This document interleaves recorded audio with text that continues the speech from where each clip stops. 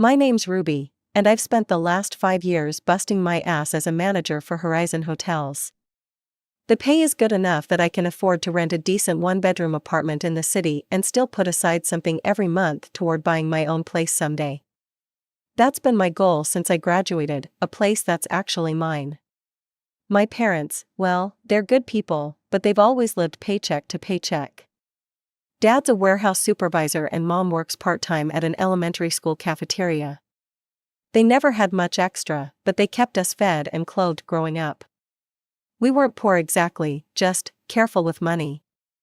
And then there's my brother, Jake.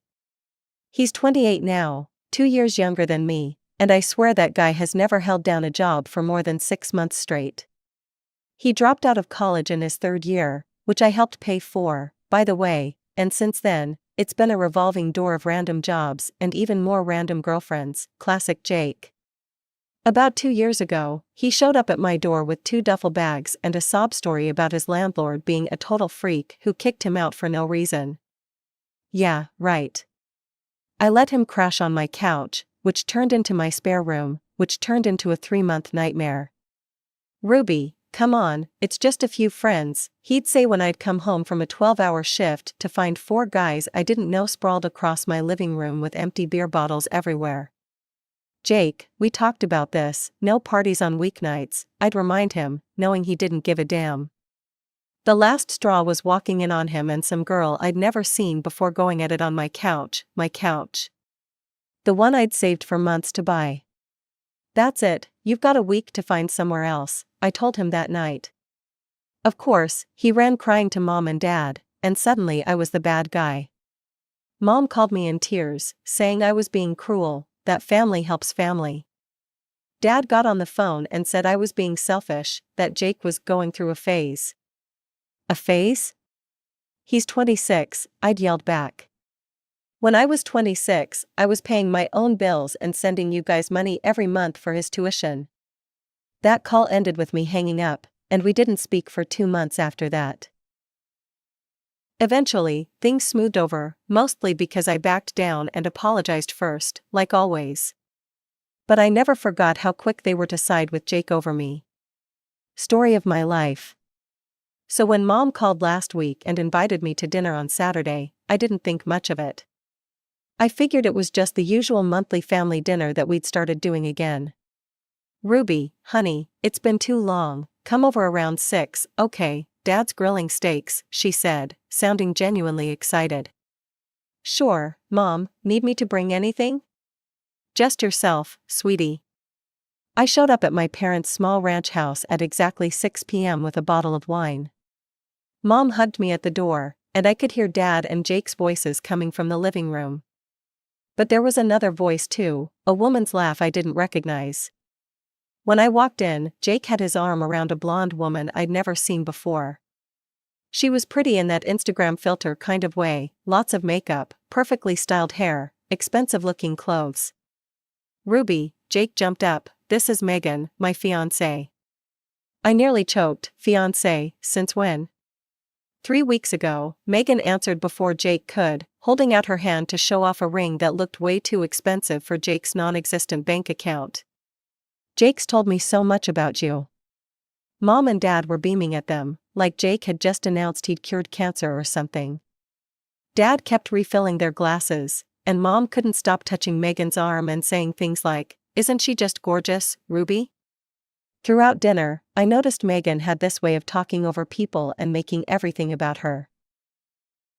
When I mentioned a promotion I was up for at work, she immediately cut in with a story about how she once got headhunted by some fancy company in New York.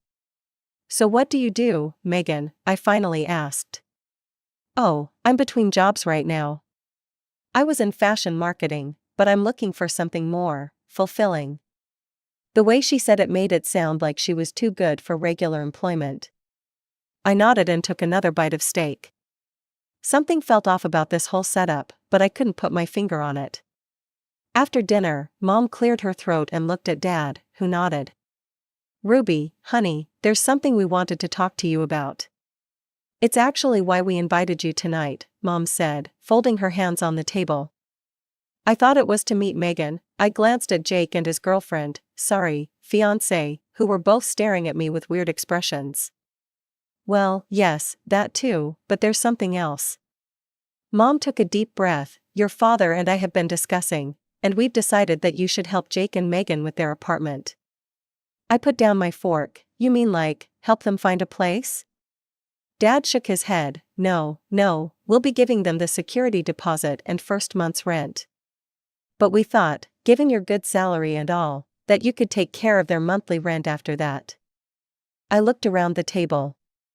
Everyone was watching me expectantly, like they were waiting for me to break out my checkbook right then and there. Let me get this straight, I said slowly. You want me to pay Jake and Megan's rent every month? Mom nodded, just until Jake finds a better job, and Megan too, of course. I looked at my brother, who had the decency to look slightly embarrassed, and then at Megan, who didn't look embarrassed at all. No, I said, putting my napkin down, absolutely not. The silence at the table was deafening after my flat refusal. I could feel the weight of everyone's stares as I stood up and reached for my purse. Mom was the first to break the silence. Ruby, think about what you're saying. Your brother needs you. He's 28, Mom, an adult. He doesn't need me to pay his rent. Dad's face had turned that particular shade of red it always did when he was angry. So that's it? You won't help your own brother? I looked at Jake, who was studying his plate intensely, and Megan, who had the audacity to look offended. Neither of them said a word in their own defense. They were content to let my parents fight their battle. Jake can get a job like everyone else, I said, slinging my purse over my shoulder, and so can Megan. 2 incomes should be more than enough to rent an apartment. Mom stood up then, her voice rising. Your brother is looking for work. He just hasn't found the right opportunity yet. And Megan needs time to find something worthy of her talents. I almost laughed at that. Worthy of her talents? She'd known Jake for what, a few months? And she was already working my parents like a pro. This conversation is over, I said, moving toward the door. I'm not paying their rent, end of story. Mom followed me, her face twisted with anger. If you walk out that door without agreeing to help, there will be consequences, Ruby. I paused at the door, looked back at her, and said, Good night, Mom, before walking out and letting the door slam behind me. The drive home was a blur. My hands shook on the steering wheel as I replayed the conversation in my head. The absolute nerve of them. I'd always been the responsible one, the one who worked through college and gave most of my paycheck to my parents to help with bills. The one who took a job right after graduation and immediately started sending money home to help with Jake's tuition, money that was essentially wasted when he dropped out. By the time I got back to my apartment, my phone was already blowing up with texts. First from Jake, come on sis, don't be like this. Then from Mom, I'm very disappointed in your selfishness tonight. Dad, call your mother, she's upset. And finally, unbelievably, from Megan, whose number I didn't even have saved, Jake told me you'd be difficult, guess he was right. I turned my phone off and threw it on the couch. I needed a moment of peace to process this insanity. The next morning, there were more messages waiting. All variations on the same theme. I was selfish, I didn't care about family, I had the means to help and was choosing not to. Not one of them acknowledged that what they were asking was completely unreasonable. I didn't respond to any of them. Instead, I threw myself into work. The end of the year was approaching, and we were preparing for the annual performance reviews. I'd been killing it this year, increased guest satisfaction scores, reduced staff turnover, and even found ways to cut costs without sacrificing quality. My boss had hinted that a substantial bonus might be coming my way. Sure enough, when review time came around, I was called into the regional manager's office. She slid an envelope across the desk to me with a smile. Ruby, your performance this year has been exceptional. We're pleased to offer you this bonus as a token of our appreciation. I opened the envelope and had to stop myself from gasping. The bonus was nearly double what I'd expected. With this added to my savings, I finally had enough for a down payment on my own place. That evening, I called my old college roommate, Diane, who'd gone into real estate after graduation. I think I'm finally ready to buy a place. Can you help me look? Ruby, that's amazing, of course I can help. Let me pull up some listings that might work for you. Over the next few weeks, Diane and I looked at countless apartments. I wanted something close to work, with good natural light and enough space for me to feel comfortable. My parents and Jake remained silent during this time, which was a relief. I assumed they'd finally accepted my decision and moved on. I found the perfect place on a Saturday afternoon, a one-bedroom condo in a secure building, with a small balcony overlooking a park.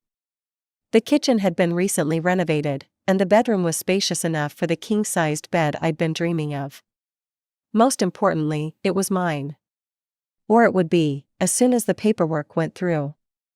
I'll put in an offer today, Diane promised.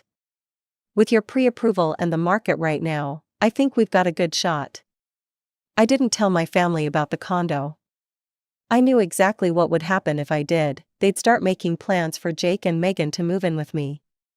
It was a quiet Saturday afternoon when my doorbell rang unexpectedly. I wasn't expecting anyone, and for a split second, I considered not answering. I wish I hadn't.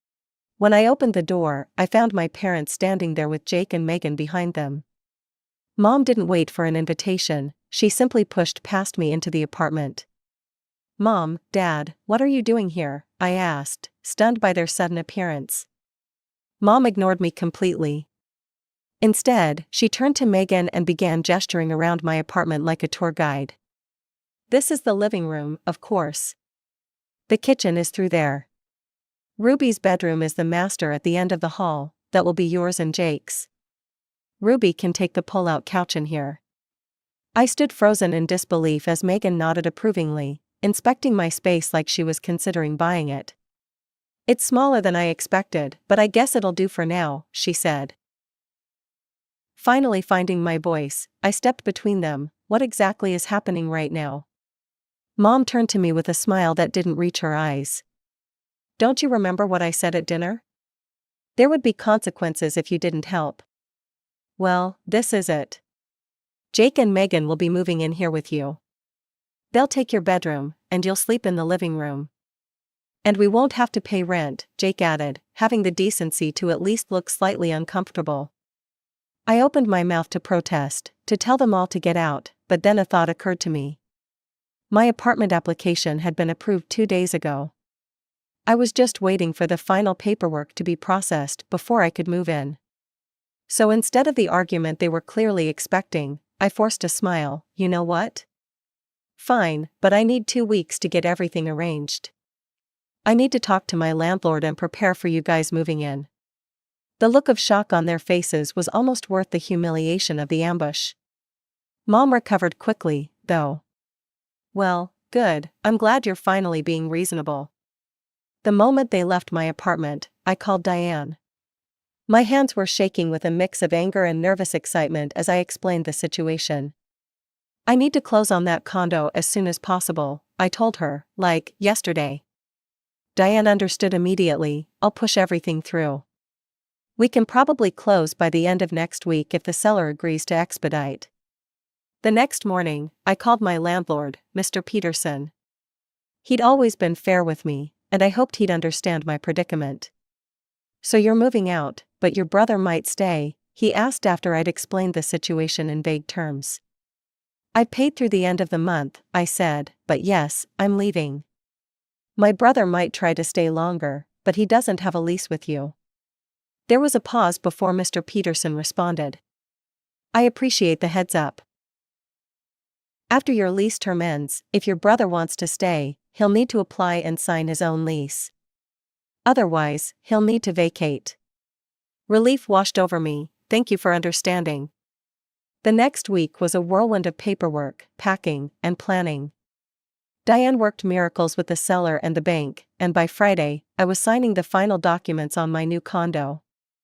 I'd never seen so many papers requiring my signature, but each one felt like a step toward freedom. That weekend, I quietly moved most of my belongings to my new place. I hired movers for the larger furniture and made several trips with my car for the smaller items. By Sunday night, all that remained in my rental apartment were some basic necessities, enough to make it look like I still lived there. My new condo felt surreal, the gleaming countertops, the fresh paint smell, the echo of my footsteps on floors that belonged to me. I spent Sunday night there, sleeping on a mattress on the floor because my bed frame hadn't been delivered yet. Still, it was the best sleep I'd had in weeks. On Monday, I returned to my rental and left for work as usual. For the next few days, I maintained the charade, stopping by the rental after work to pick up mail before heading to my condo for the night. Jake texted a few times asking when exactly they could move in, and I kept responding with still working out details with the landlord. By the following Saturday, everything was in place. I left a spare key to the rental under the mat as I'd promised Jake, then drove to my condo with the last of my belongings. Around noon, my phone rang. Jake and Megan had arrived at the rental apartment. I answered with false cheer, "Hey, you guys all moved in?" "Yeah, we're here," Jake replied. "Where are you?" "Oh, I got called away on a business trip last minute," I lied. "I'll be gone for about a week, make yourselves at home." I could hear Megan in the background asking who he was talking to. Jake relayed my message, and I heard Megan's response loud and clear, "Good, tell her to stay on her trip as long as possible." Jake laughed awkwardly. "Megan says hi. So, anything we should know about the place?" "Just that I've already spoken with Mr. Peterson, the landlord. He knows I'm out of town."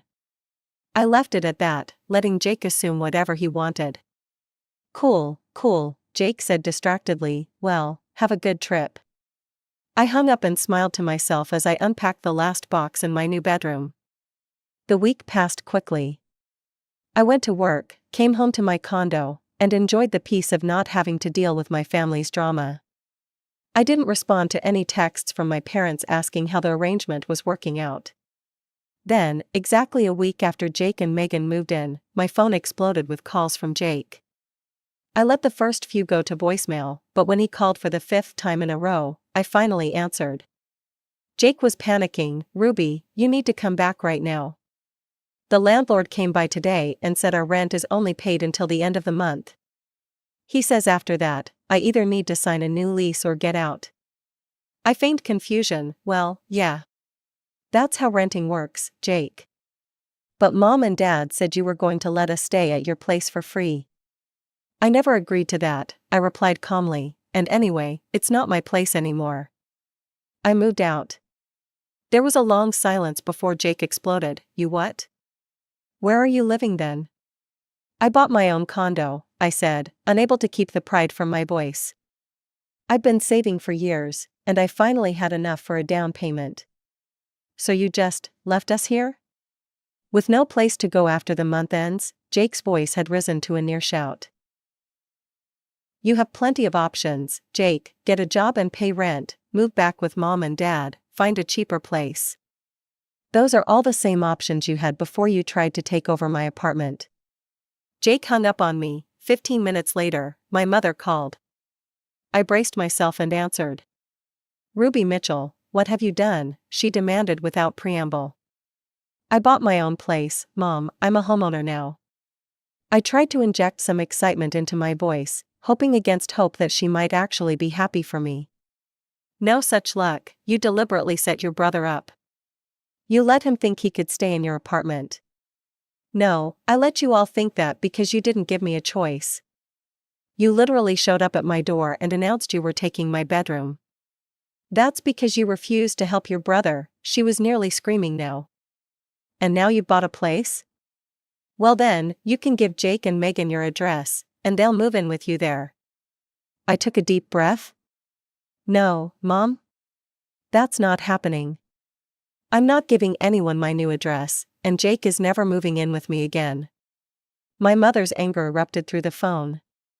She called me ungrateful, selfish, and a whole host of other names I'd rather not repeat. I held the phone away from my ear until her tirade subsided. "Are you finished?" I asked when she finally paused for breath. "Don't you dare take that tone with me. I raised you better than this." You raised me to be independent and self-sufficient? That's exactly what I'm being. You were raised to help family, she countered. I have helped family, for years. I helped pay for Jake's college, which he dropped out of. I let him live with me until he brought strangers into my home and disrespected my space.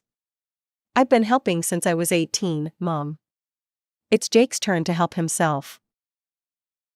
She hung up on me. I stared at my phone for a moment, then blocked all their numbers, my mom, my dad, Jake, and even Megan. I needed peace. I needed time to enjoy the home I'd worked so hard for without their constant guilt trips and demands. That night, I wandered through my new condo, running my hands along the walls, opening and closing cabinets, sitting on my couch and just taking in the fact that this space was mine, all mine.